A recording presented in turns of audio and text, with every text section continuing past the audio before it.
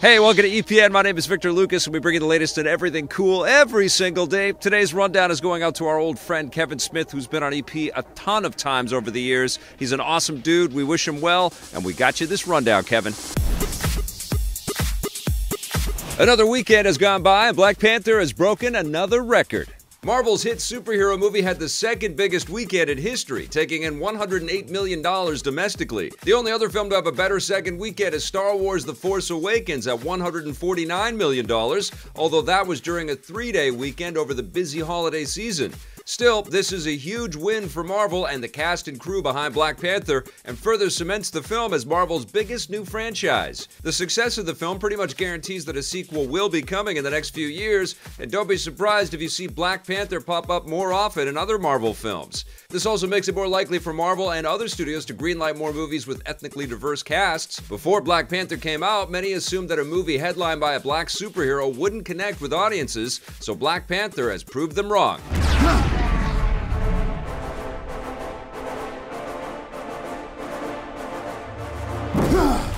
It looks like players just aren't interested in Konami's new take on the Metal Gear franchise. The zombified new Metal Gear Survive was released worldwide last week, and now the first sales figures have come in, and they're not good. According to the UK sales website ChartTrack, physical sales of the game failed to break the top 5 last week in the UK, being beaten by older titles like Monster Hunter World and FIFA 18. Sales data for the rest of the world is yet to come in, and the numbers don't include digital sales, but still, failing to even break the top 5 doesn't bode well for the game. Metal Gear Survive was met with skepticism by fans from the moment it was announced. It's a drastic departure from the previous games, doing away with the tactical stealth mechanics to instead deliver survival horror gameplay with zombies.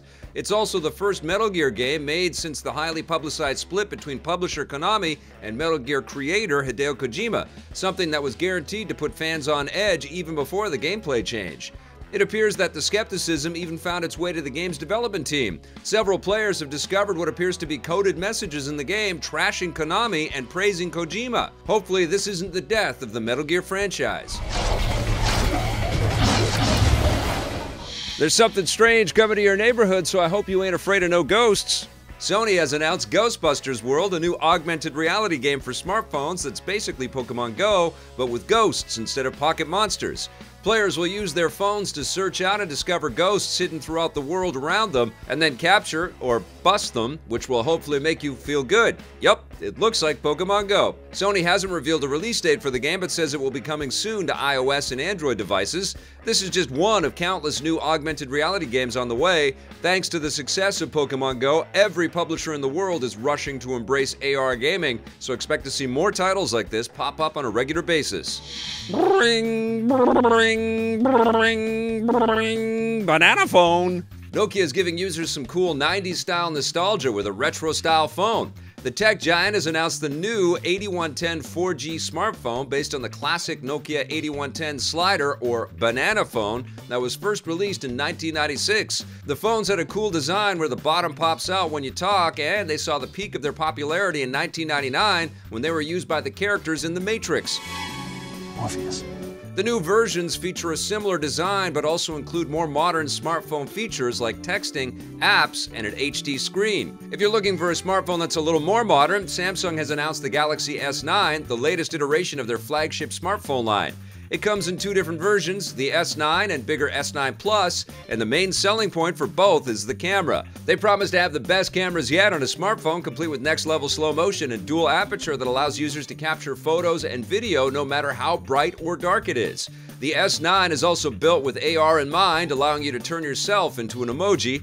The Galaxy smartphones have established themselves as Samsung's most important products, especially after the Note line suffered a major setback in 2016 when a defective battery caused the Note 7 to literally explode. The S9 and S9 Plus will hit the market in March. One of genre entertainment's most familiar and beloved faces has had a close brush with death.